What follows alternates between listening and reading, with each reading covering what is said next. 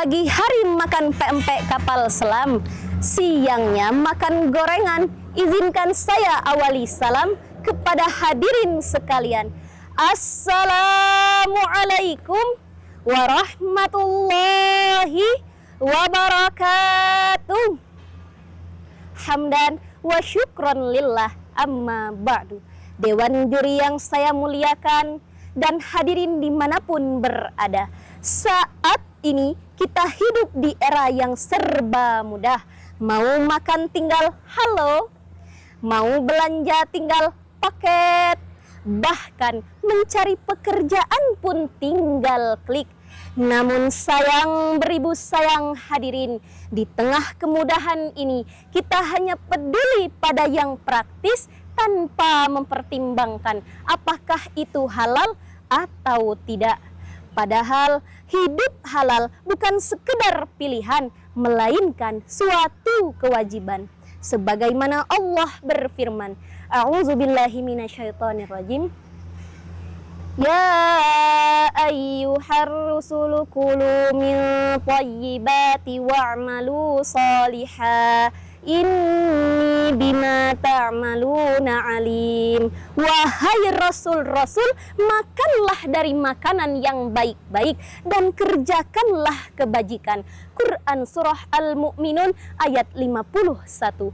Ayat ini menjelaskan bahwa Islam mendorong umatnya untuk hidup di atas kehalalan.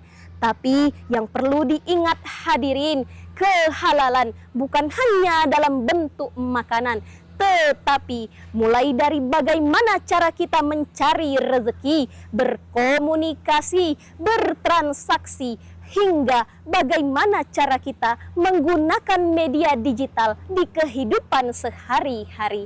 Hadirin wal hadirat, mau hidup berkah? Dalam jurnal Bimas Islam oleh Maftuha, solusi hidup berkah yaitu dengan menerapkan gaya hidup yang halal. Namun hadirin, solusi ini tidak akan berjalan tanpa adanya penggerak. Lalu siapakah yang seharusnya menjadi penggerak tersebut? Jawabannya adalah generasi muda. Lantas, apa yang bisa dilakukan oleh generasi muda? Saya merangkumnya dalam satu kata, yaitu share. Pertama, filter konten. Quran Surah Al-Isra ayat 36 berbunyi, wala takfu ma laisa laka bihi ilmu. Dalam tafsir Al-Muyassar dijelaskan bahwa manusia tidak boleh mengikuti sesuatu tanpa ilmu dan kejelasan, melainkan harus memastikan dan memverifikasinya terlebih dahulu. Oleh karena itu, peran generasi muda yaitu menggerakkan masyarakat agar mampu memfilter penggunaan digital. Contohnya, mengajak masyarakat agar yang tadinya menikmati konten negatif beralih pada konten positif, yang tadinya mudah percaya pada berita hoaks menjadi lebih bijak, hingga tidak mudah tergiur oleh rayuan game yang berkedok judi menjanjikan keuntungan sesaat. Dengan demikian, manusia, masyarakat dapat terhindar dari berbagai penyimpangan digital dan transaksi haram lainnya, insya Allah.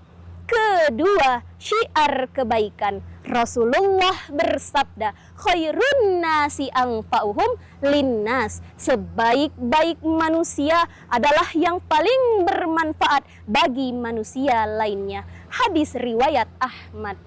Hadirin, di era digital ini, informasi dapat menyebar begitu cepat, luas, dan tanpa batas.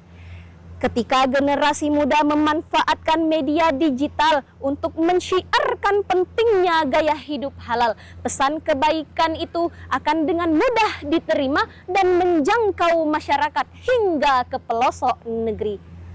Contohnya, generasi muda membuat konten edukatif hingga mengajak masyarakat berbagi melalui platform digital.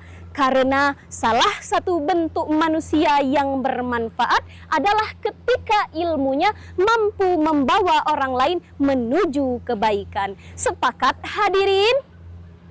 Hadirin yang dirahmati Allah, gaya hidup halal ibarat sebuah kompas.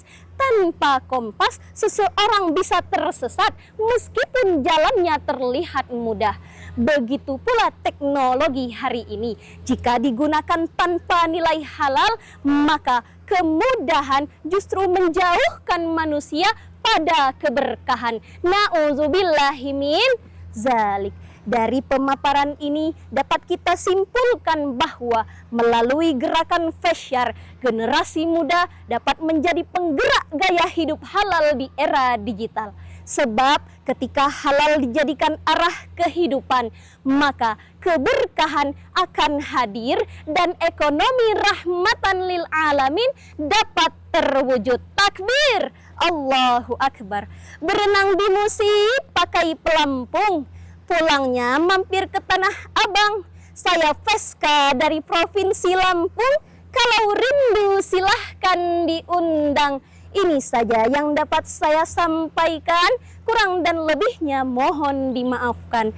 Wassalamualaikum warahmatullahi wabarakatuh.